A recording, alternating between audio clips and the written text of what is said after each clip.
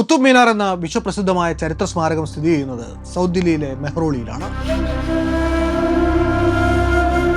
12ാം നൂറ്റാണ്ടിൽ കുത്തുബുദ്ദീൻ ഐബക്കിന്റെ കാലത്ത് നിർമ്മാണം ആരംഭിച്ച ഈ മോണ്യുമെന്റ് 14ാം നൂറ്റാണ്ടിൽ ഫിറോസ് ഷാ തുഗ്ലക്കിന്റെ കാലത്താണ് പണി പൂർത്തിയാവുന്നത്. ഇന്നും ദില്ലി സന്ദർശിക്കുന്ന വിനോദസഞ്ചാരികളുടെ പ്രിയപ്പെട്ട ഡെസ്റ്റിനേഷനുകളിലൊന്നാണ് കുത്തുബ് മിനാർ. ഈ കുത്തുബ് മിനാറിൽ നിന്ന് കാൽക്കാദാസ് മാർഗ് വഴി വടക്ക് കിഴക്ക് ദിശയിൽ ഒരു 5 മിനിറ്റ് നടന്നാൽ H5/6 മെഹ്റോളി റോഡ്, ഡൽഹി എന്ന അഡ്രസ്സുള്ള കൊട്ടാര സദൃശമായൊരു മാളികയിലെത്തും. ദില്ലിയിലെ അറിയപ്പെടുന്ന സമ്പന്ന സോഷ്യലൈറ്റായ ബീന രമാനിയുടെ ഉടമസ്ഥതയിലായിരുന്ന ഈ മാളികയിൽ 1999 അവർ ടാമറിൻ കോട്ട് എന്ന പേരുള്ള ഒരു പോഷ് റെസ്റ്റോറൻറ്റ് തുടങ്ങി. വൺസ് അപ്പോൺ എ ടൈം എന്ന പേരിൽ രജിസ്റ്റർ ചെയ്യപ്പെട്ടിരുന്ന ആ ഭക്ഷണശാല സൗത്ത് ദില്ലിയിലെ ഏറ്റവും ആഡംബരം നിറഞ്ഞ ഹാങ് ഔട്ട് പ്ലേസുകളിൽ ഒന്നുകൂടിയായിരുന്നു.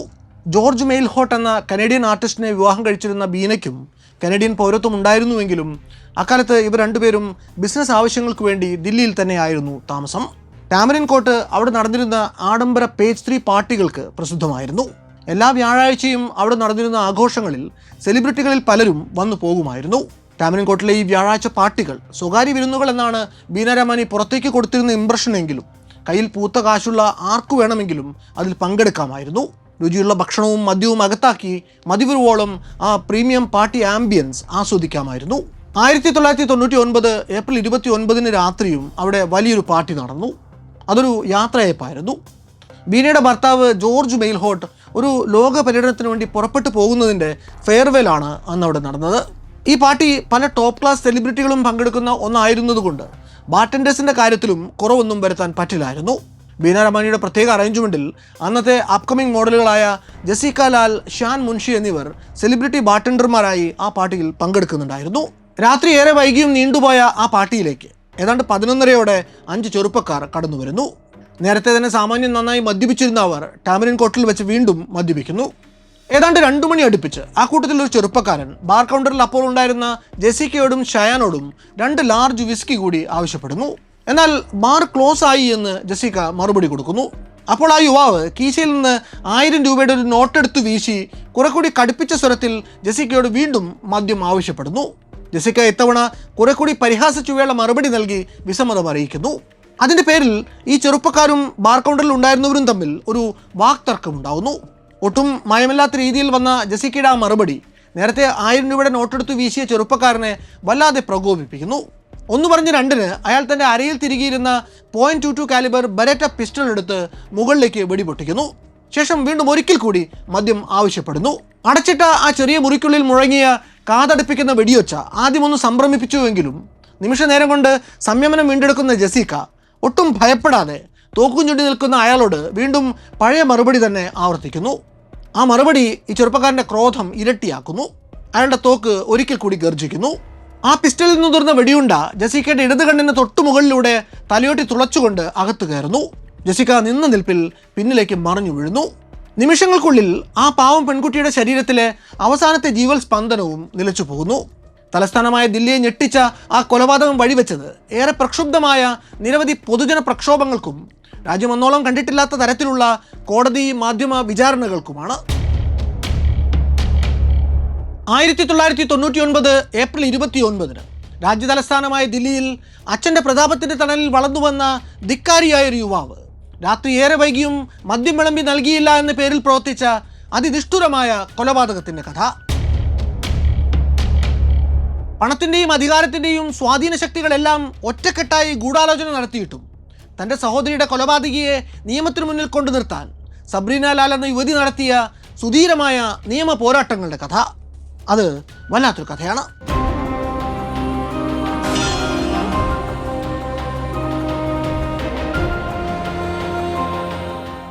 1999 ദില്ലിയിലെ പഴയ ഹവേലികളിലൊന്നായ കുത്തുബ് കോളനിയിൽ തലസ്ഥാനത്തെ പ്രസിദ്ധ സോഷ്യലൈറ്റ് ആയിട്ടുള്ള ബീന രമാനി ടാമറിൻ കോട്ട് എന്ന പേരിൽ ഒരു ഫാൻസി റെസ്റ്റോറൻറ്റ് തുടങ്ങുന്നത്.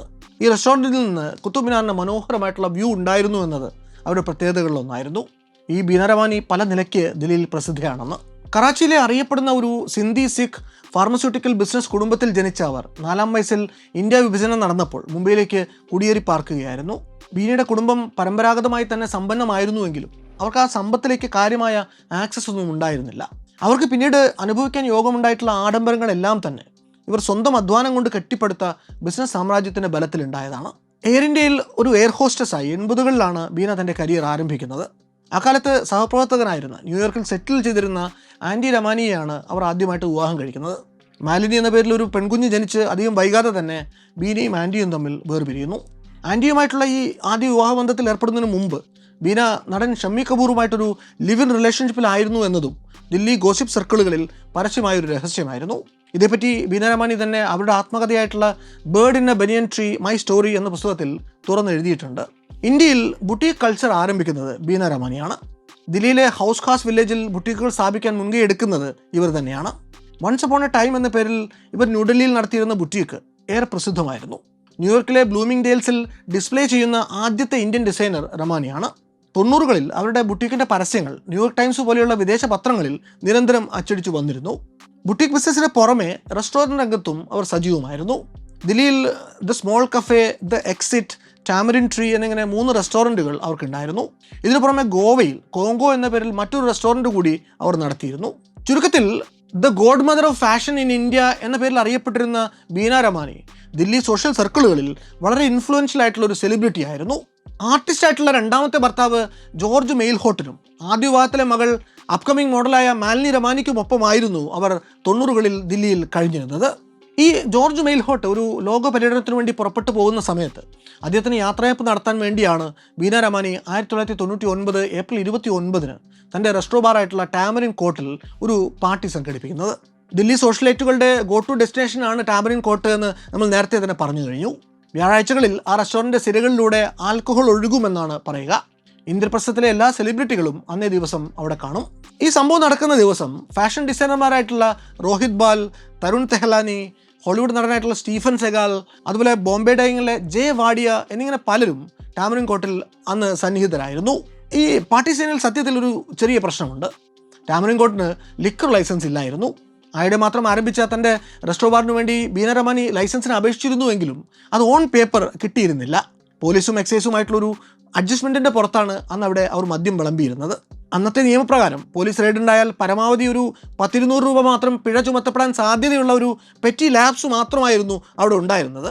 എന്നാൽ അന്നേ ദിവസം ടാമറിൻ കോർട്ടിൽ ബീന രമാനി ഹോസ്റ്റ് ചെയ്ത ഈ ഇല്ലീഗൽ ലിക്വർ പാർട്ടിക്കിടയ്ക്ക് അവിടെ വെച്ച് നടന്ന അവിചാരിതമായ കൊലപാതകത്തിൻ്റെ പേരിൽ പിന്നീട് ബീന രമാനിക്കും ഭർത്താവ് ജോർജ് മെയിൽഹോട്ടനും മകൾ മാലിനിക്കുമൊക്കെ പോലീസിൻ്റെയും ക്രൈംബ്രാഞ്ചിൻ്റെയും ഒട്ടനവധി ചോദ്യങ്ങൾക്ക് മറുപടി പറയേണ്ടി വന്നു. അവർക്ക് ജയിലിൽ വരെ അന്ന് പോകേണ്ടി വരുന്നുണ്ട്. ഹാഫ് സ്ലീവ് വെള്ള ഷർട്ടും നീല നിറത്തിലുള്ളൊരു ഡെനിം ഷോർട്സുമായിരുന്നു ആ പാർട്ടിയിലെ ജെസിക്ക ലാലിൻ്റെ വേഷം. അന്ന് ദില്ലിയിലെ സ്ട്രഗ്ലിംഗ് മോഡലുകളിൽ പലരും ഇതുപോലെ അതിജീവനത്തിന് വേണ്ടി ചെറിയ സൈഡ് ഗിഗുകൾ എടുക്കുക പതിവാണ്. ജെസിക്കയ്ക്ക് ഈ പാർട്ടിയിലേക്ക് വരാൻ മറ്റൊരു കാരണം കൂടി ഉണ്ടായിരുന്നു. ജെസിക്കയുടെ മോഡലിംഗ് രംഗത്തെ ഉറ്റ സ്നേഹിതയായ മാലിനി രമാനിയുടെ അമ്മയാണ് ഈ ബീന രമാനി. അന്ന് വൈകുന്നേരം തൊട്ട് തന്നെ ഈ പാർട്ടിയിൽ വന്നു പോയിരുന്നവർക്കായി ജെസിക്ക കൗണ്ടറിന് പിന്നിൽ നിന്ന് മദ്യം ചഷകങ്ങളിലേക്ക് പകർന്നുകൊണ്ടിരുന്നപ്പോൾ അവളുടെ മരണത്തിനുള്ള കാരണം കുറച്ചേറെ വൈകി മാത്രമേ ആ പാർട്ടിയിലേക്ക് വരാൻ പോകുന്നുണ്ടായിരുന്നുള്ളൂ. ടാമറിൻ കോർട്ടിൽ നടന്ന ആ പാർട്ടിയിലേക്ക് മദ്യപിച്ചു മതോന്മത്തരായി കടന്നു വന്ന ആ ഐവർ സംഘം സാധാരണ കുടുംബങ്ങളിൽപ്പെട്ടവരായിരുന്നില്ല. ഒന്നാമൻ സിദ്ധാർത്ഥ് വസിഷ്ഠ് എന്ന മനു ശർമ്മ, വയസ്സ് 24, ഹരിയാനയിൽ നിന്നുള്ള അറിയപ്പെടുന്ന സീനിയർ കോൺഗ്രസ് നേതാവായിരുന്ന, അവസാന കാലത്ത് ജനചേതന പാർട്ടി എന്ന പേരിൽ സ്വന്തമായൊരു രാഷ്ട്രീയ പാർട്ടിയൊക്കെ രൂപീകരിച്ച ഹരിയാനയിലെ എക്സൈസ് മിനിസ്റ്ററൊക്കെ ആയിരുന്നിട്ടുള്ള പ്രബലനായിട്ടുള്ള നേതാവ് വിനോദ് ശർമ്മയുടെ മകനാണ് മനു ശർമ്മ. രണ്ടാമൻ വികാസ് യാദവ്, BJPയുടെ രാജ്യസഭാംഗമായിരുന്ന അറിയപ്പെടുന്ന നേതാവ് ധരംപാൽ യാദവിൻ്റെ മകനാണ് ഇയാൾ. മൂന്നാമൻ അമർദീപ് സിംഗ് ഗിൽ എന്ന ടോണി ഗിൽ. നാലാമൻ ആലോക് ഖന്ന. അഞ്ചാമൻ ഇവരുടെ US സെറ്റിൽ സ്നേഹിതൻ Amit Jhingan. Tamarind court resto ബാറിലെ ഒരു പതിവുകാരനായിരുന്നു മനു ശർമ്മ. ആ വ്യാഴാഴ്ചയും അവിടേക്ക് പോകാൻ അയാൾക്ക് ഉദ്ദേശമുണ്ടായിരുന്നു. അമ്മയോടൊപ്പം ചണ്ഡീഗഡിലേക്കുള്ള തീവണ്ടി പിടിക്കേണ്ടതാണ് അന്ന് വൈകുന്നേരം അയാൾ. എന്നാൽ അത് ചെയ്യാതെ അന്ന് രാത്രി സ്നേഹിതർക്കൊപ്പം പാർട്ടി ചെയ്യാനായിരുന്നു മനുവിൻ്റെ തീരുമാനം. അന്ന് രാത്രി ഏതാണ്ട് 10 മണിയോടെ മനു ശർമ്മ ഫ്രണ്ട്സ് കോളനിയിൽ താമസിച്ചിരുന്ന തൻ്റെ സ്നേഹിതനായിട്ടുള്ള 32-കാരൻ Coca Cola company manager Tony Gill എന്ന അമരീന്ദർ സിംഗ് ഗില്ലിൻ്റെ അടുത്തേക്ക് ചെല്ലുന്നു. അവിടെ ടോണിക്കൊപ്പം 2 പേർ കൂടി ഉണ്ടായിരുന്നു. ഒരാൾ ടോണിയുടെ സഹപ്രവർത്തകനായ ആലോക് ഖന്ന എന്ന 30-കാരൻ, രണ്ടാമൻ MP ധരംപാൽ യാദവിൻ്റെ മകൻ വികാസ് യാദവ്. ഇവർ 4 പേരും കൂടി അവിടെ വെച്ച് തന്നെ സാമാന്യം നല്ല രീതിയിൽ മദ്യപിക്കുന്നുണ്ട്. മദ്യപിച്ച് ഏകദേശം ഒന്ന് സെറ്റായപ്പോഴാണ് മനു ശർമ്മയ്ക്ക് ടാമറിൻ കോർട്ടിൽ പോകുന്ന കാര്യം ഓർമ്മ വരുന്നത്. ഈ കൂട്ടത്തിൽ ടോണി ഗില്ലും ആലോക് ഖന്നയും സൗത്ത് ദില്ലിയിലെ ഒരു ശരാശരി അപ്പർ മിഡിൽ ക്ലാസ് കുടുംബങ്ങളിലെ ചെറുപ്പക്കാരാണ്. അവരവരുടെ സോഷ്യൽ സർക്കിളുകളിൽ കാര്യമായ ചീത്തപ്പേരൊന്നും കേൾപ്പിക്കാതെ സാമാന്യം നല്ല രീതിയിൽ കൊക്കക്കോള പോലെയൊരു പ്രൊഫഷണൽ സ്ഥാപനത്തിൻ്റെ മാനേജ്മെൻറ്റ് ലെവലിൽ ജോലി ചെയ്യുന്നവരാണ് ഇവർ രണ്ടുപേരും. മറ്റ് രണ്ടുപേർ മനു ശർമ്മയും വികാസ് യാദവും നല്ല സ്വാധീനമുള്ള പ്രബലമായ രാഷ്ട്രീയ കുടുംബങ്ങളിൽ നിന്ന് വരുന്നവരാണ്. അവർക്കൊരു പ്രത്യേകത ഉണ്ടായിരുന്നത്, നമ്മൾ സാധാരണക്കാർക്ക് ബാധകമായിരുന്ന പല നിയമങ്ങളും തങ്ങൾക്ക് ബാധകമല്ല എന്ന് കരുതിയിരുന്നവരാണ് അവർ എന്നതാണ്.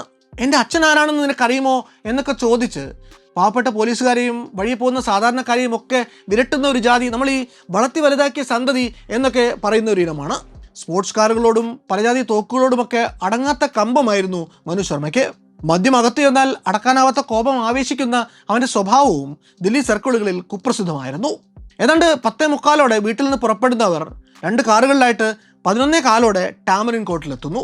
ഇവരുടെ NRI സുഹൃത്ത് അമിത് ജിങ്കാനും അപ്പോഴേക്കും ടാമറിൻ കോട്ട് പരിസരത്തേക്ക് എത്തിച്ചേരുന്നു. ഇങ്ങനെ ഇവർ 5 പേരും കൂടി രാത്രി ഏതാണ്ട് 11:30 ആ ബാറിൻ്റെ വാതിൽ തുറന്ന് അകത്തേക്ക് കയറി വരുമ്പോൾ കൗണ്ടറിൽ മദ്യം വിളമ്പിക്കൊണ്ട് ഡ്യൂട്ടിയിലുണ്ടായിരുന്ന ജസീക്കയ്ക്ക് ആ കടന്നു വരുന്നവരിൽ ഒരാൾ തൻ്റെ കാലനാകുമെന്ന് സങ്കല്പിക്കാൻ സാധിച്ചിരുന്നില്ല. ഇങ്ങനെ ടാമറിൻ കോട്ടിലെത്തിയ ഈ ഐവർ സംഘം അവിടെ ഒരു മൂലയ്ക്കിരുന്ന് മദ്യപാനം ആരംഭിച്ചു. രാത്രി 12:30 ടാമറിൻ കോട്ടിലെ ബാർ ക്ലോസ് ആവുക. അത് കഴിഞ്ഞാലും സ്ഥാപനം കുറേ നേരം കൂടി തുറന്നിരിക്കും. പക്ഷേ പിന്നീട് മദ്യത്തിൻ്റെ സപ്ലൈ ഉണ്ടാവില്ല.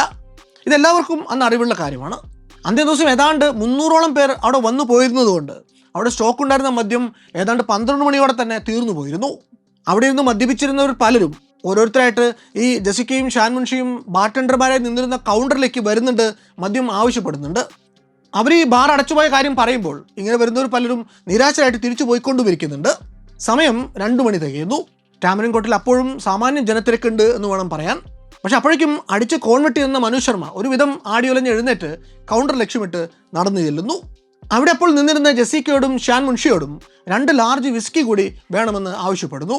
അതുവരെ വന്ന് ചോദിച്ചവരോട് പറഞ്ഞ അതേ മറുപടി തന്നെ ജസിക്ക മനു ശർമ്മയോടും പറയുന്നു, ദ ബാർ ഇസ് ക്ലോസ്ഡ്. എന്നാൽ അപ്പോഴേക്കും മദ്യം നല്ലപോലെ തലയ്ക്ക് പിടിച്ചിരുന്ന മനു ശർമ്മ അങ്ങനെ ഒരു നോ കേൾക്കാൻ, ഒരു തിരസ്കാരം സ്വീകരിക്കാൻ പറ്റിയ ഒരു മനോനിലയിലായിരുന്നില്ല. അവൻ തൻ്റെ പേഴ്സ് തുറന്ന് അതിൽ നിന്ന് 1000ൻ്റെ ഒരു നോട്ടെടുത്ത് വീശുന്നു.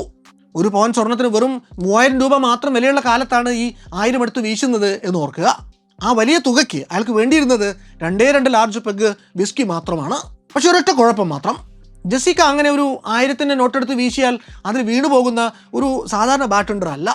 എന്നു മാത്രമല്ല, ബാർ ക്ലോസ് ആയി എന്ന് പറഞ്ഞതിന് പിന്നാലെ തികഞ്ഞ അധികാരഭാവത്തോടെ മനു ഇങ്ങനെ ഒരു 1000ൻ്റെ നോട്ടെടുത്ത് മുഖത്തേക്ക് വീശിയത് ജസീക്കയ്ക്ക് തന്നെ വല്ലാതെ ഇൻസൾട്ട് ചെയ്യുന്ന പോലെ തോന്നി. 1000 രൂപയ്ക്ക് ഒരു പെഗ് എന്നല്ല ഒരു സ്റ്റിപ്പ് പോലും താൻ തരില്ല എന്ന് അവർ മനുവിൻ്റെ മുഖത്ത് നോക്കി കർക്കശ സ്വരത്തിൽ മറുപടി പറയുന്നു. അങ്ങനെ ഒരു സ്ത്രീ മുഖത്ത് നോക്കി ചുട്ട മറുപടി പറഞ്ഞു കേട്ട പരിചയം മനു ശർമ്മ എന്ന പ്രിവിലേജ് കിഡിന് അന്നോളം ഉണ്ടായിരുന്നില്ല. എനിക്ക് മദ്യം തന്നെ വേണമെന്നില്ല, 1000 രൂപയ്ക്ക് നിന്നെ ഒന്ന് സിപ്പ് ചെയ്യാൻ കിട്ടുമോ എന്നൊരു അശ്ലീല ചോദ്യമായിരുന്നു അയാൾ അടുത്തതായി ജസീക്കയോട് ചോദിച്ചത്. അവൻ്റെ ധാർഷ്ട്യത്തെ ജസീക്ക തുടർന്നും വകവെച്ചു കൊടുത്തില്ല. മദ്യം നൽകാനാവില്ല എന്ന നിലപാടിൽ അവർ ഉറച്ചു നിൽക്കുന്നു. അത് മനു ശർമ്മയുടെ മെയിൽ ഈഗോയുടെ നെടുമ്പുറത്തേറ്റ ഊക്കനടിയായിരുന്നു. അത്രയും ജനങ്ങൾ നോക്കി നിൽക്കുമ്പോൾ ജസീക്ക തന്നെ പച്ചയ്ക്ക് കളിയാക്കി വിട്ട പോലെ അയാൾക്ക് തോന്നി. കണ്ണിൽ കോപം കൊണ്ട് ഇരുട്ട് കയറുന്നത് പോലെയും അയാൾക്ക് അനുഭവപ്പെട്ടു. താനപ്പോൾ ഇടഞ്ഞത് ആരോടാണ് എന്ന് ജസീക്കയ്ക്ക് നല്ല നിശ്ചയമില്ലായിരുന്നു. അരയിലെ ബെൽറ്റിൽ പിടിപ്പിച്ച ഹോൾസ്റ്ററിൽ സ്വന്തം പേരിൽ രജിസ്റ്റർ ചെയ്ത ഒരു ലോഡഡ് .22 ബോർ ബെറേറ്റ പിസ്റ്റൾ കൊണ്ടു നടക്കുന്ന ഒരു സൈക്കോ ആണ് ഈ മനു ശർമ്മ എന്ന് അവർക്ക് അറിയില്ലായിരുന്നു. ആ തോക്ക് പുറത്തെടുത്ത് അയാൾ ജസീക്കയുടെ മുഖത്തിന് നേരെ ചൂണ്ടുന്നു.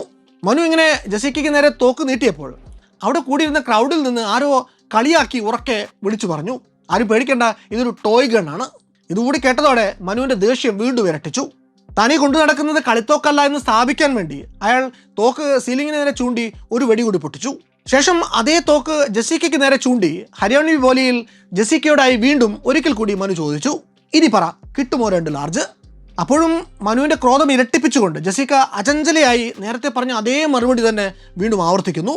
ബാർ ക്ലോസ് ചെയ്തു എന്ന് ഞാൻ നേരത്തെ പറഞ്ഞതല്ലേ, നിങ്ങൾക്ക് എന്താ പറഞ്ഞാൽ മനസ്സിലാവാത്തത് എന്ന് ജസീക്ക ഒരല്പം കാലുഷ്യം കലർന്ന സ്വരത്തിൽ അവനോട് കലമ്പി. അതോടെ തൻ്റെ വിരട്ടലിൻ്റെ ഡിഗ്രി ഒരല്പം കൂടി വർദ്ധിപ്പിക്കുന്ന മനു തോക്ക് ജസീക്കയുടെ നെറ്റിയിൽ നിന്ന് ഒരല്പം ഇടത്തേക്ക് മാറ്റി ഉന്നം പിടിക്കുന്നു. ഇത്തവണ ജസീക്കയുടെ ചെവിയിൽ ഉരഞ്ഞുകൊണ്ട് വേണം ഉണ്ട പോകാൻ, എന്നാൽ മാത്രമേ താൻ ആരാണെന്ന് അവൾക്ക് ബോധ്യം വരൂ എന്ന് മനു ശർമ്മയ്ക്ക് തോന്നി കാണണം. എന്നാൽ അങ്ങനെ ആ ലോഡഡ് പിസ്റ്റൾ കയ്യിൽ പിടിച്ച് ഒരു മൂവ്മെൻറ്റ് നടത്തുന്നതിനിടയ്ക്ക് പ്രതീക്ഷിച്ചിരിക്കാതെ ആ ഫയർ ആം ഒന്ന് പൊട്ടി. ഒരു ബുള്ളറ്റ് ചീറിപ്പാഞ്ഞ് പുറത്തു വന്നു. ആ ഉണ്ട ജസീക്കയുടെ ഇടത്തെ കണ്ണിനരികിലൂടെ തലയോട്ടി തുളച്ചുകൊണ്ട് അകത്ത് കയറി. നിന്ന നിൽപ്പിന് ജസീക്ക ടാമറിൻ കോട്ടിൻ്റെ വെറും നിലത്തേക്ക് മറിഞ്ഞു വീണു. അപ്പോൾ ആ ഫ്ലോറിൽ പാട്ട് ഉച്ചത്തിൽ വെച്ചിരുന്നതുകൊണ്ടാകും അങ്ങനെ അവിടെ ഒരു വെടി പൊട്ടിയെങ്കിലും ടാമറിൻ കോർട്ടിൽ ഉണ്ടായിരുന്നതിൽ പലരും അത് തിരിച്ചറിയുന്നില്ല. എന്നാൽ പതുക്കെ പതുക്കെ ആ മ്യൂസിക് നിലച്ചു. ഇടത് കണ്ണിന് മുകളിൽ വെടിയേറ്റ് ചോരയൊലിപ്പിച്ച് മരണാസന്നയായി കിടന്ന ജെസിക്കയെ പരിചരിക്കാൻ അപ്പോഴേക്കും ആരൊക്കെയോ ഓടിയെടുത്തു. പിന്നീട് അവിടെ ഒരു ബഹളം തന്നെയായിരുന്നു. ആരോ ആംബുലൻസ് വിളിക്കുന്നു, വേറെ ആരോ പോലീസിൽ വിവരം അറിയിക്കുന്നു. പോലീസ് പിന്നീട് കോടതിയിൽ സമർപ്പിച്ച ചാർജ് ഷീറ്റ് പ്രകാരം ആംബുലൻസുകൾ എത്തിച്ചേരുന്നതിന് മുമ്പായി വെടിയേറ്റ് കിടന്നിരുന്ന ജെസിക്കയെ റെസോർട്ടിലെ തന്നെ ആരുടെയോ കാറിൽ ആദ്യം ആഷ്ലോക്ക് ആശുപത്രിയിലേക്കും പിന്നീട് അവിടെ നിന്ന് ഇന്ദ്രപ്രസ്ഥ അപ്പോളോ ആശുപത്രിയിലേക്കും മാറ്റുന്നു. അപ്പോളോ അധികൃതരെ ഉദ്ധരിച്ചുകൊണ്ട് പിന്നീട് പോലീസ് പറഞ്ഞത് Jessica Lall was brought dead എന്നാണ്. അതായത് 1999 ഏപ്രിൽ 30 പുലർച്ചെയോടെ അപ്പോളോ ആശുപത്രിയുടെ കാഷ്വാലിറ്റിയിൽ എത്തിക്കുമ്പോഴേക്കും ജെസിക്ക ലാലിൻ്റെ മരണം സംഭവിച്ചു കഴിഞ്ഞിരുന്നു എന്നർത്ഥം. 30 ഏതാണ്ട് രാവിലെ 2:20 ദില്ലി മെഹ്റോളി പോലീസ് സ്റ്റേഷനിൽ 41A എന്ന ഹെഡിൽ എഴുതി ചേർക്കപ്പെട്ട DD എൻട്രിയിൽ കുത്തുബ് കോൾനേഡിൽ നടന്ന വെടിവെപ്പിനെ കുറിച്ചുള്ള വിശദാംശങ്ങളും റെക്കോർഡ് ചെയ്യപ്പെടുന്നുണ്ട്. ഇപ്പോൾ നടന്ന ഈ വെടിവെപ്പും നേരത്തെ അടിച്ചു കയറ്റിയ കണക്കില്ലാത്ത മദ്യവും ഒക്കെ ചേർന്ന് അപ്പോഴേക്കും മനുവിനെ അകമേ വല്ലാത്തൊരു അവസ്ഥയിലേക്ക് എത്തിച്ചിരുന്നു. പക്ഷെ എന്നിട്ടും പുറത്തേക്ക് അയാൾ അതിൻ്റെ യാതൊരു ലക്ഷണവും പ്രകടിപ്പിച്ചില്ല. ഒട്ടും പരിഭ്രമിച്ചില്ല, നിലവിളിച്ചില്ല, കിടന്നു ബഹളം വെച്ചില്ല, ഓടി രക്ഷപ്പെടാനും മനു ശർമ്മ ശ്രമിച്ചില്ല. ശാന്തനായി അയാൾ ടാമറിൻ കോർട്ടിന്റെ പരിസരത്ത് ഒരല്പനേരം കൂടി നിലയുറപ്പിച്ചു. അപ്പോഴേക്കും പാർട്ടി ഹോസ്റ്റ് ചെയ്തിരുന്ന ബീന രമാനി ഈ വെടിപൊട്ടിയ ഇടത്തേക്ക് എത്തിച്ചേർന്നിരുന്നു. Who are you? നിങ്ങളുടെ തോക്കെവിടെ? നിങ്ങൾ എന്തിനാണ് ജെസിക്കയെ വെടിവെച്ചത് എന്ന് ബീന മനു ശർമ്മയെ തടഞ്ഞു നിർത്തി ചോദിക്കുന്നു.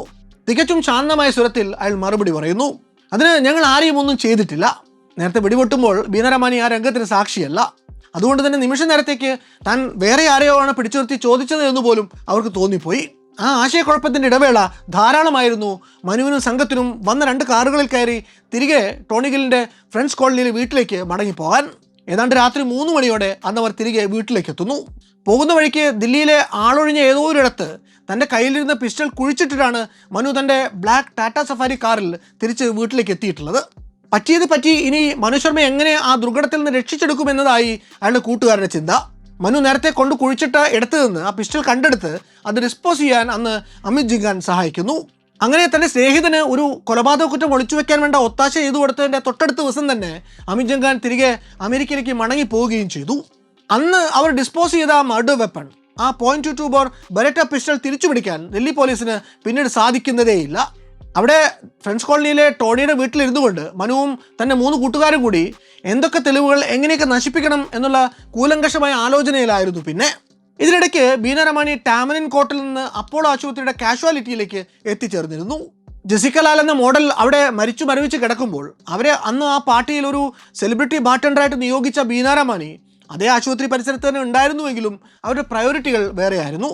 അവരുടെ ആശങ്കകൾക്ക് കൃത്യമായൊരു കാരണവും ഉണ്ടായിരുന്നു. നമ്മൾ നേരത്തെ പറഞ്ഞ പോലെ കുത്തുബ് കോൾനേഡിലെ ടാമറിൻ കോർട്ട് റെസ്റ്റോ ബാറിൻ്റെ ലൈസൻസിങ് പേപ്പർ വർക്ക് വേണ്ടത്ര വൈറ്റ് ആയിരുന്നില്ല. അതുകൊണ്ട് അവർ ആദ്യം തന്നെ പോകുന്നത് ഡാമേജ് കൺട്രോൾ മോഡിലേക്കാണ്. എന്നാൽ ആ ലക്ഷ്യം വെച്ച് അവർ ചെയ്തത് പലതും ആ കേസിൽ പിന്നീട് അവർക്ക് വളരെയധികം ദോഷം ചെയ്തു.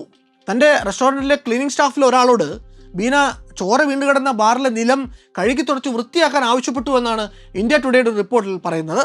എന്നാൽ ഇത്രയും കാലത്തിനിടയ്ക്ക് പലപ്പോഴായിട്ട് പല മാധ്യമങ്ങളും ചോദിച്ച ചോദ്യങ്ങൾക്ക് മറുപടിയായിട്ട് ബീന രമാനി പറഞ്ഞിട്ടുള്ളത് താൻ അങ്ങനെ ഒരു ഓർഡർ ഇട്ടിട്ടേ ഇല്ല എന്നാണ്.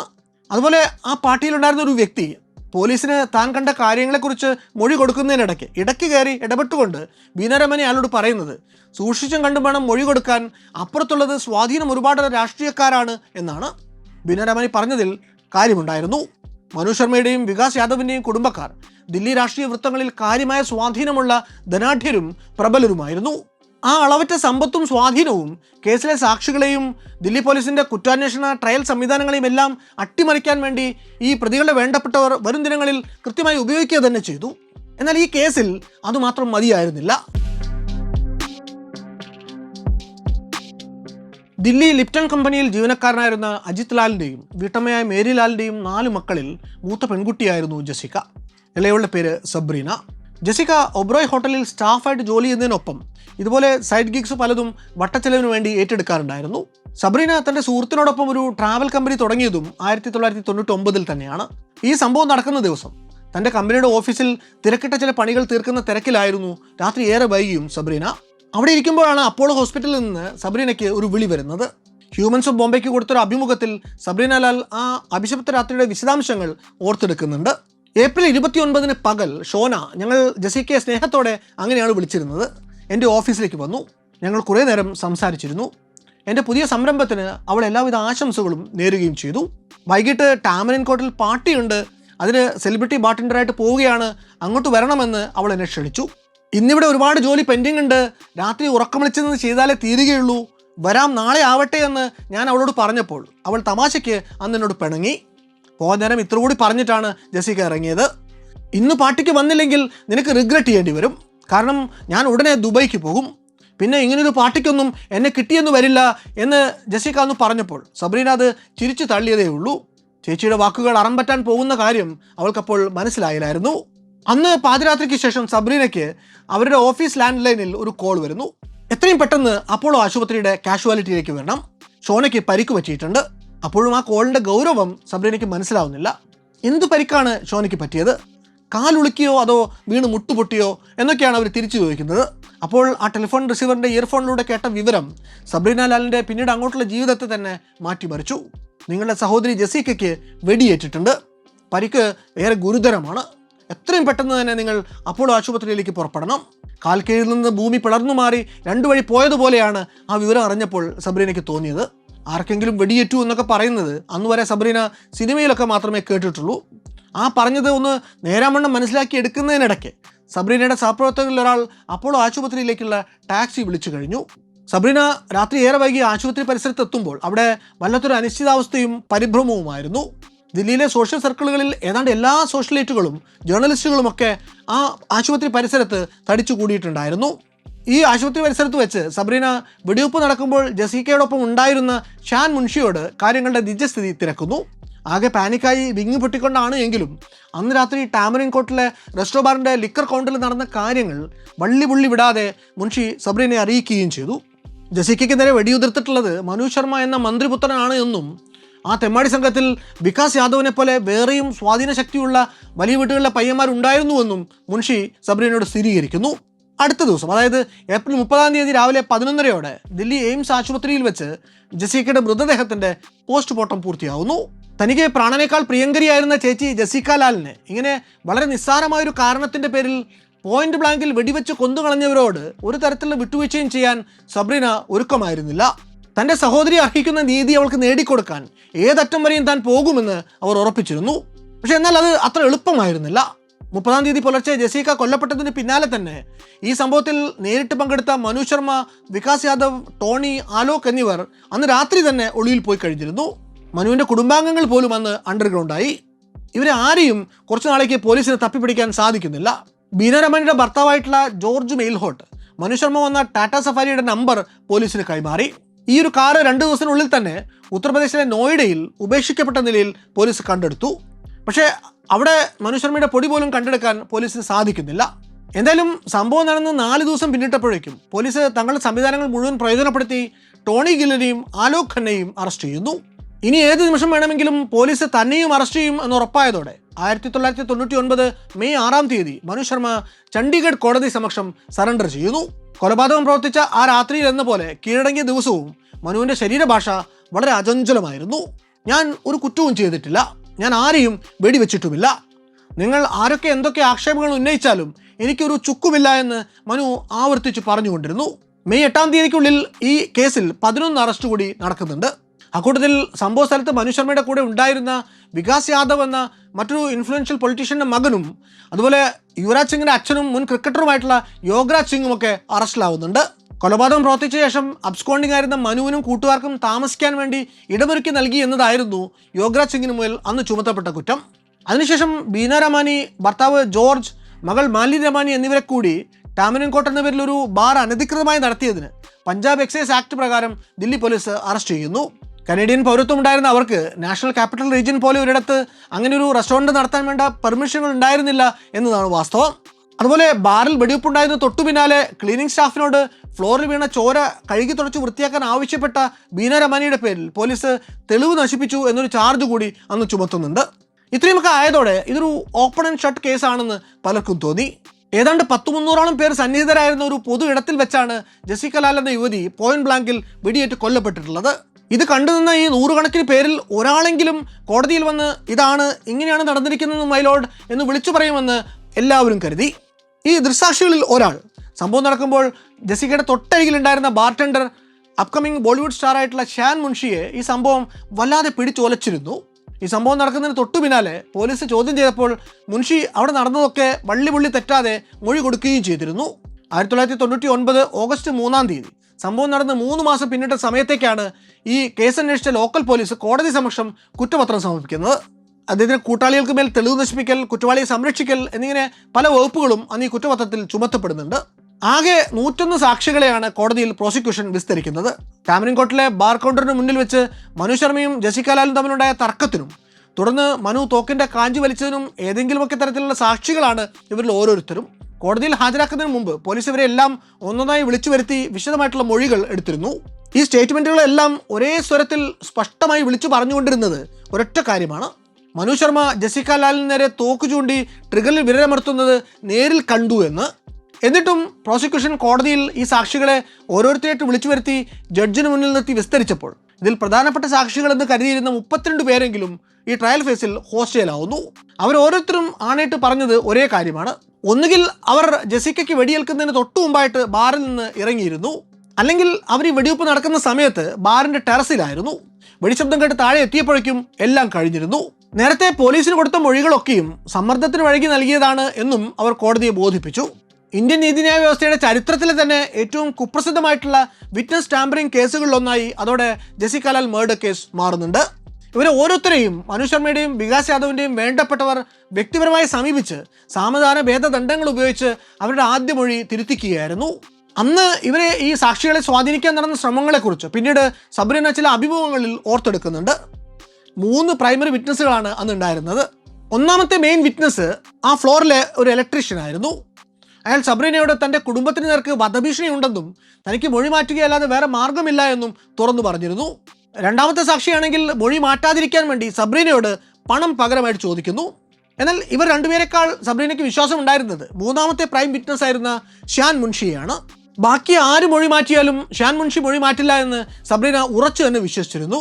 കാരണം സ്ട്രഗ്ലിംഗ് മോഡലായിട്ടുള്ള മുൻഷി ജെസിക്കയുടെ അടുത്ത സുഹൃത്തായിരുന്നു.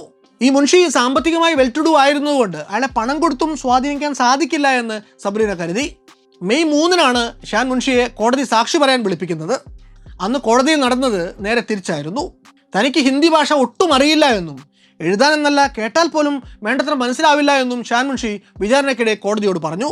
തൻ്റെ വാദത്തിന് ബലം കിട്ടാൻ വേണ്ടി മുൻഷി ട്രയൽ ഫേസിലെ ചോദ്യങ്ങൾ പോലും തനിക്ക് ഇംഗ്ലീഷിൽ തന്നെ വേണമെന്ന് ശഠിക്കുന്നു. പോലീസിനെ എഴുതി ഒപ്പിട്ട് കൊടുത്ത സാക്ഷിമൊഴിയിലെ കയ്യക്ഷരം തൻ്റെതല്ല എന്നും തനിക്ക് ഹിന്ദി എഴുതാൻ അറിയില്ല എന്നും പോലീസ് ഇതെല്ലാം എഴുതി തന്നെ കൊണ്ട് നിർബന്ധിച്ച് ഒപ്പിടിച്ചതാണ് എന്നും ഒന്നാം പ്രതി മനു ശർമ്മയെ മാത്രമല്ല കേസിലെ 12 പ്രതികളിൽ ആരെയും തന്നെ തനിക്ക് പരിചയമില്ല എന്നും അന്ന് ഷാൻ മുൻഷി കോടതിയോട് പറഞ്ഞു. ഇങ്ങനെ ഒന്നിനു പിന്നാലെ ഒന്നായി കേസിലെ എല്ലാ പ്രധാന സാക്ഷികളും കൂറുമാറിയതോടെ ദില്ലി പോലീസ് ഈ ട്രയൽ കോർട്ടിൽ കെട്ടിപ്പൊക്കിയ കേസ് ചീട്ടുകൊട്ടാരം പോലെ തകർന്നു വീണു. ഈ സാക്ഷികൾ ഓരോരുത്തരായിട്ട് കോടതിയിൽ വന്ന് വിസ്തരിക്കപ്പെട്ട് അവർ ഓരോരുത്തരായിട്ട് കൂറുമാറി 7 കൊല്ലം എടുത്തുകൊണ്ടാണ് ഈ കേസിൻ്റെ വിചാരണ പൂർത്തിയാവുന്നത്. ഒടുവിൽ 2006 ഫെബ്രുവരി 21 ട്രയൽ കോർട്ടിൻ്റെ വേർഡിക്റ്റ് വന്നപ്പോൾ പ്രോസിക്യൂഷൻ പ്രതി ഉയർത്തിയിരുന്ന 12 പേരിൽ മനു ശർമ്മ അടക്കം 9 പേരെയും കോടതി കുറ്റമുക്തരാക്കിക്കൊണ്ട് ഉത്തരവിട്ടു. 2 കാര്യങ്ങളാണ് പ്രധാനമായും ട്രയൽ കോർട്ട് കേസിൻ്റെ വിധി പറയാൻ വേണ്ടി അന്ന് പരിഗണിക്കുന്നത്. ഒന്ന്, മനു ശർമ്മയ്ക്കെതിരെ പ്രോസിക്യൂഷൻ കോടതി സമക്ഷം അവതരിപ്പിച്ച സാക്ഷികളിൽ 32 പേരും കൂറുമാറിയിട്ടുണ്ട്. രണ്ടാമത്തേത് ഒരു ഫോറൻസിക് എവിഡൻസ് ആയിരുന്നു. ടാമറിൻ കോർട്ട് ബാറിൽ വെടിപൊട്ടിയിടത്തു നിന്ന് പോലീസ് 2 വെടിയുണ്ടകളുടെ ഷെല്ലുകൾ കണ്ടെടുത്തിരുന്നു. ഈ ഷെല്ലുകൾ രാജസ്ഥാൻ സ്റ്റേറ്റ് ഫോറൻസിക് ലാബിൽ പരിശോധനയ്ക്കും അന്ന് പറഞ്ഞയക്കപ്പെട്ടിരുന്നു. അന്നത്തെ ലാബിൻ്റെ ഡയറക്ടറായിരുന്ന പ്രേം സാഗർ മനോച്ച ഈ കേസിൽ സമർപ്പിച്ച റിപ്പോർട്ടിൽ പറഞ്ഞത് ആ 2 ഷെല്ലുകളും ഒരേ തോക്കിൽ നിന്ന് ഉതിർന്നതല്ല എന്നാണ്. ഈ നിരീക്ഷണം മനു ശർമ്മ ആദ്യം സീലിംഗിലേക്കും രണ്ടാമത് ജെസിക്ക ലാലിൻ്റെ തലയ്ക്കും ഒരേ പിസ്റ്റളിൽ നിന്നാണ് വെടിയുതിർത്തത് എന്ന പ്രോസിക്യൂഷൻ ക്ലെയിമിന് കടകവിരുദ്ധമായിരുന്നു. അങ്ങനെ തെളിവുകളുടെ അഭാവത്തിൽ പ്രതികളെയെല്ലാം വെറുതെ വിട്ടുകൊണ്ടുള്ള ഈ കേസിൻ്റെ വിധി പുറത്തു വന്നതിൻ്റെ തൊട്ടടുത്ത ദിവസമാണ് ടൈംസ് ഓഫ് ഇന്ത്യ പത്രം പിന്നീട് ഇന്ത്യൻ ജേർണലിസ്റ്റിക് ഹിസ്റ്ററിയുടെ തന്നെ ഭാഗമായിട്ട് മാറിയ ഒരു ലേഖനം അതിൻ്റെ 1-ാം പേജിൽ തന്നെ അച്ചടിക്കുന്നത്. നോ വൺ കിൽഡ് ജെസിക്ക എന്ന തലക്കെട്ടിൽ അച്ചടിച്ച ആ ലേഖനം ജനമനസ്സുകളെ പിടിച്ചുലയ്ക്കുന്നു.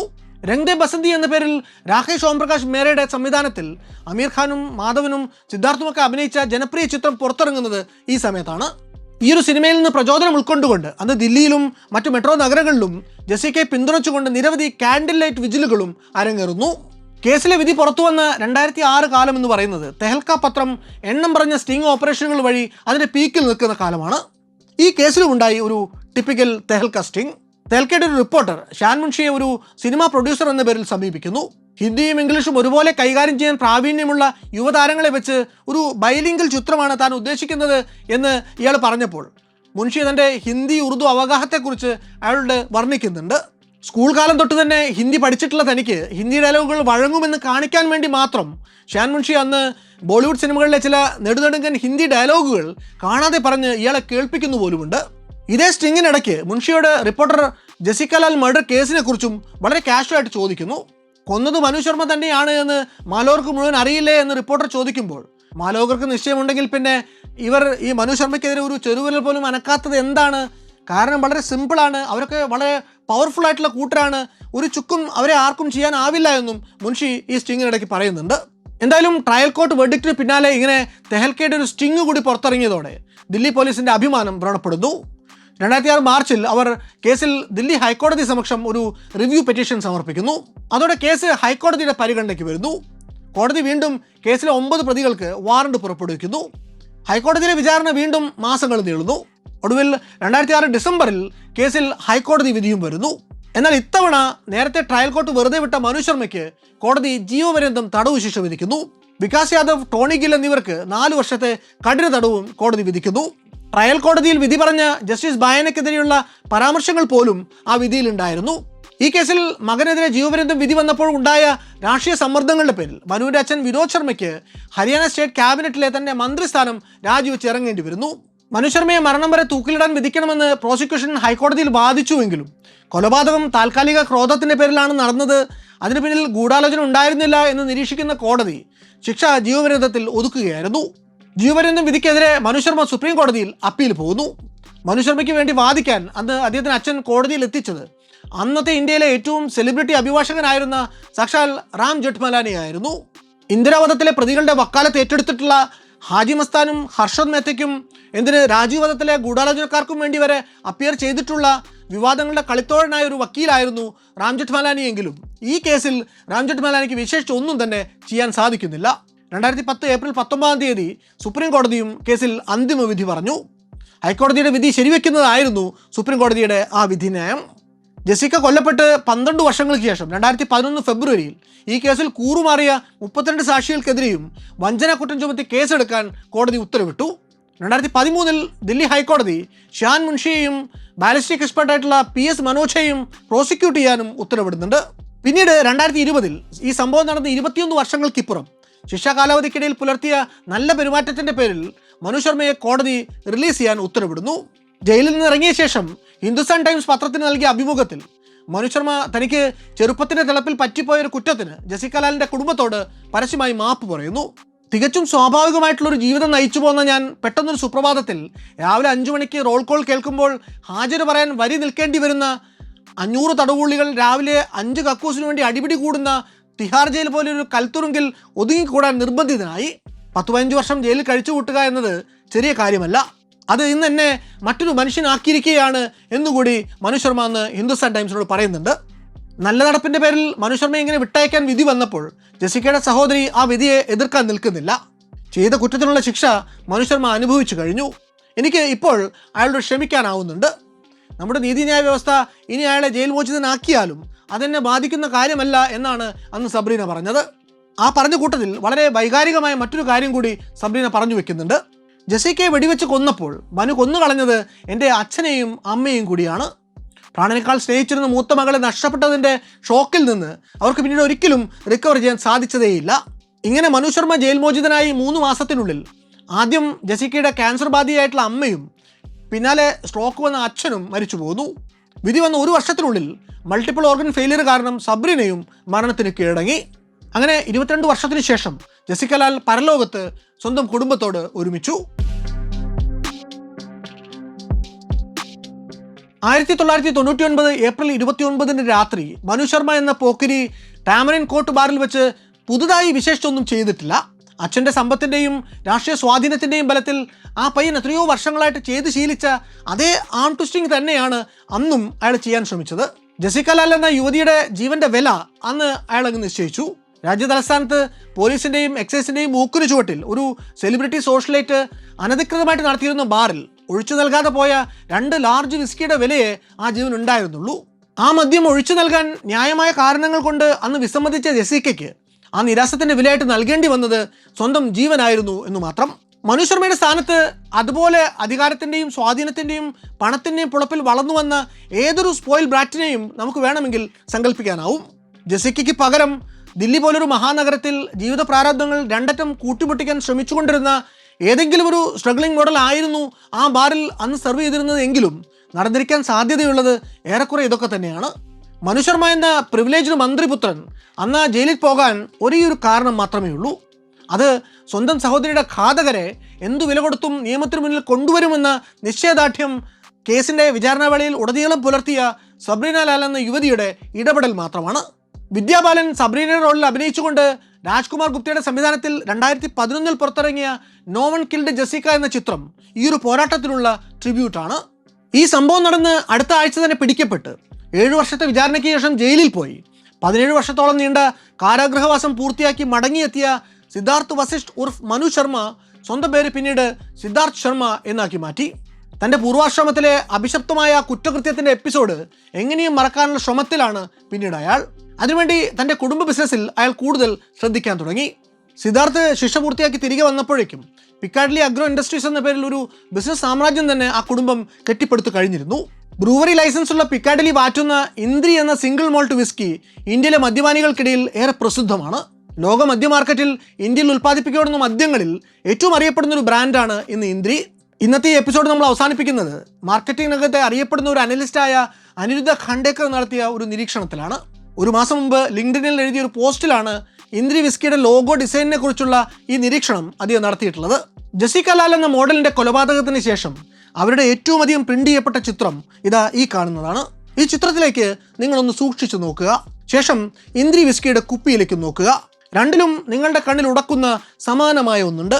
ജെസിക്കയുടെ നെറ്റിയിലെ ആ ചുവന്ന വട്ടപ്പൊട്ട്. Call it coincidence or devious design coding. It makes my hair stand. Indri will never be the same to me again.